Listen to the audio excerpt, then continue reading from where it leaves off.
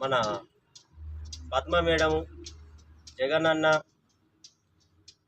Padma madam, Venkatesh అన్న, పుష్పమ్మ అందరు కూడా మీకు సుపరిచితులే. వాళ్ళు ఎన్నో షార్ట్ ఫిల్మ్స్ తీసిన వాళ్ళే, ఎంతో అనుభవం ఉన్న వాళ్ళే.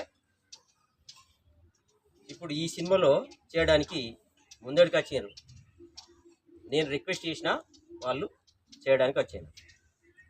సో మేము వెళ్ళి టకటక షూటింగ్ మొదలు పెడతాం. ఈ లోపల ఒక 2 ముచ్చట్లు మా పద్మ మేడము, మా జగన్ అన్న, పద్మ మా వాళ్ళు ఒక 2 ముచ్చట్లు మాట్లాడుతుంటారు.